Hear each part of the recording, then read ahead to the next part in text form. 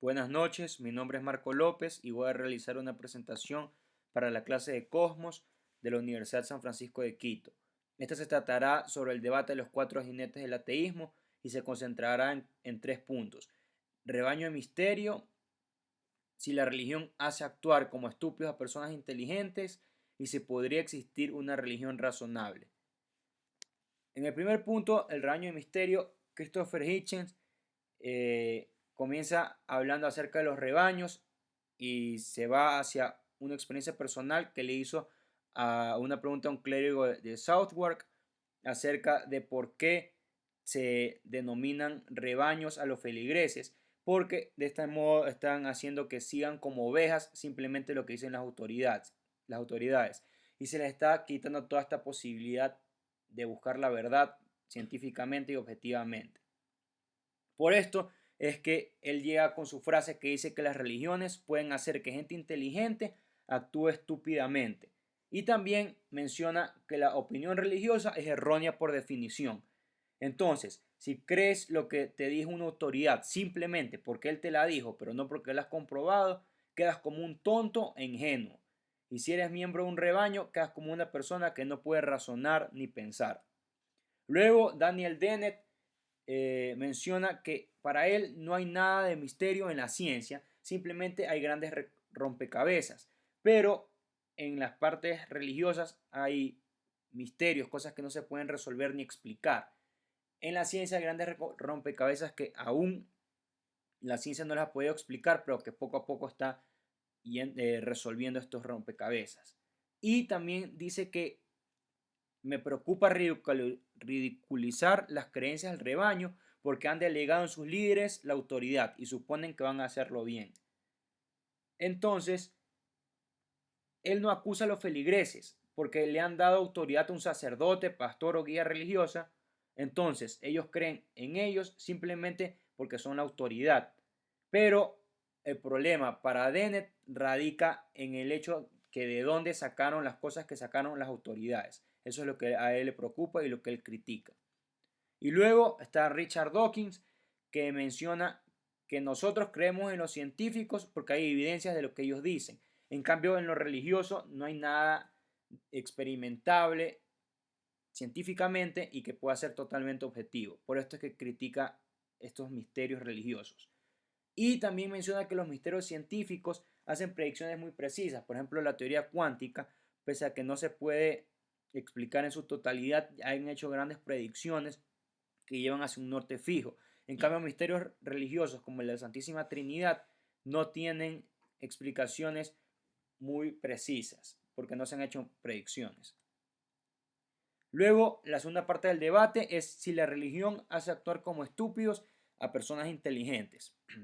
Entonces, Christopher Hitchens menciona que una burla hacia la Inquisición que decía que esto es verdad hasta el último detalle, si no lo crees te mataremos.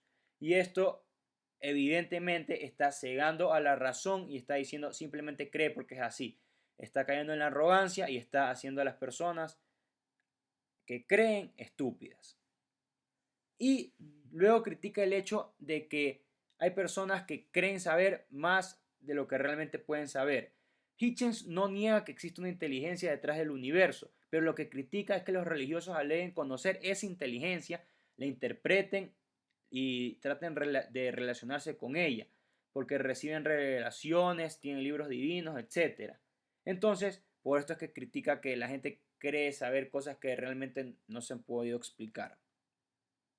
Luego Daniel Dennett menciona que si un religioso te dice que él cree algo porque así lo dicta su religión, debe dejar la discusión porque está cayendo en la arrogancia y está cegando una vez más a la razón y está haciendo que las personas que, obligando a las personas que creen en eso, pero que no lo razonen, es decir, se vuelvan estúpidas. Y también menciona que el hecho de que algo lo diga un libro sagrado no tiene relevancia alguna. Y si crees en eso simplemente porque dice el libro, estás cayendo también en pura arrogancia. Estás cegando a la razón una vez más. Y luego Sam Harris menciona una cita muy importante que es Incluso aunque el misterio sea una píldora amarga que nos tenemos que tragar al final, estamos cognitivamente cerca de la verdad a cierto nivel. Aún así, eso no le da ninguna posibilidad al teísmo. Es decir, menciona a que poco a poco las ciencias se están dando explicaciones para esas incertidumbres, para esos misterios, y entonces el teísmo tampoco entraría en este lado porque el teísmo no ayuda a resolver ningún tipo de misterio. Y luego la tercera parte es si es que es posible una religión razonable, y Hitchens dice que el totalitarismo es innato a toda su religión. Su voluntad es absoluta y no puede ser cuestionada. Es decir, los religiosos consideran que deben creer, confiar y querer una autoridad absoluta, indiscutible y eterna. Y luego menciona que no es necesario investigar más, ya tiene todo lo que necesita saber. Porque menciona que la religión cree que, como ya sabe todo, ya puede explicar todos los misterios, pero obviamente para él son cosas que no son razonables. Por esto, para él no es posible una religión razonable.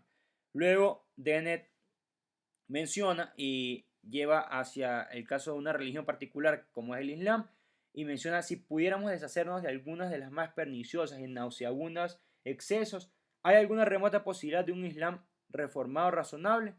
Es decir, ¿sería posible que la gente religiosa entre en razón? Pero bueno, luego de las discusiones que han tenido entre ellos, mencionan que creen tener la verdad, pero a fin de cuentas no llegan a comprobarla, no lo llegan mediante la ciencia. Y luego dice que el hecho de que algo sea verdad no es razón suficiente para propagarlo o intentar descubrirlo. Luego, Sam Harris coincide con Dennett en el hecho de que hay cosas que sería mejor no descubrirlas, y por ejemplo menciona el descubrir algo para hacerle daño a otra persona. Y luego dice que lo indefinible es exactamente eso, indefinible, pero lo científico permite demostrar las cosas mientras que lo sagrado no. Él menciona un ejemplo de que cuando los religiosos critican a los ateos les dicen pruébame que amas a tu esposa, y eso no se puede, así como tampoco se puede probar cosas de Dios. Pero para Harris, en el aspecto de amor a la esposa se puede demostrar, pero en el ámbito de lo sagrado, que es difícil capturar por la ciencia, es imposible demostrarlo. Bueno, y ahora las impresiones personales acerca del rebaño y el misterio. El símil del rebaño para mí no se lo utiliza para condicionar y menos aún obligar a creer a los religiosos ciegamente en la autoridad. Simplemente se utiliza para ilustrar que hay un pastor que guía a su rebaño por el camino correcto, pero no lo obliga a estar en ese camino. Por esto se puede sostener que Dios le da al ser humano libre albedrío para que ejerza su libertad y no esté atado a nada. La libertad, por definición, siempre va a estar en contra de cualquier tipo de esclavitud o atadura. Y el hecho de que Dios no se pueda comprobar no significa que no existe. Hay cosas que son que no han sido comprobables. Por ejemplo, el oxígeno antes no se podía comprobar, pero eso no significa que no existía.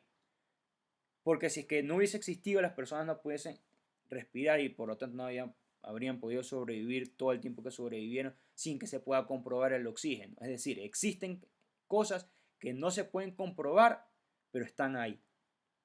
Y bueno, ahora, con respecto a si la religión hace actuar como estúpidos a los inteligentes, muchas de las cosas que estipulan las religiones son totalmente comprobables.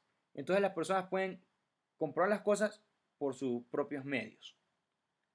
Las personas que no buscan informarse sobre su fe lo hacen voluntariamente, del mismo modo como muchas personas que creen en la ciencia no buscan informarse sobre la misma. Por ejemplo, muchas personas saben que el compuesto del agua es H2O, pero jamás han buscado averiguar el por qué ni comprobar si es que realmente eso es cierto. Un ejemplo de una cosa que es comprobable es, por ejemplo, el manto de Turín, que fue sometido a una prueba de carbono 14 y se comprobó que esa sábana curó a Jesús en el momento de su pasión y posterior muerte. Entonces, se pudo comprobar mediante la ciencia cosas de las que la religión y la fe sostienen. Y finalmente, si es que es posible, una religión razonable.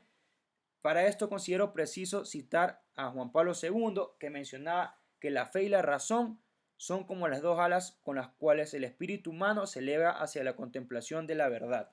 Es decir, si una persona religiosa tan venerada por una religión como la católica sostiene esto de aquí, quiere decir que también todo lo que dice la religión, los libros sagrados o los milagros y todo lo demás va a ser comprobable también. Y la iglesia jamás se va a oponer, ninguna religión se va a oponer a eso.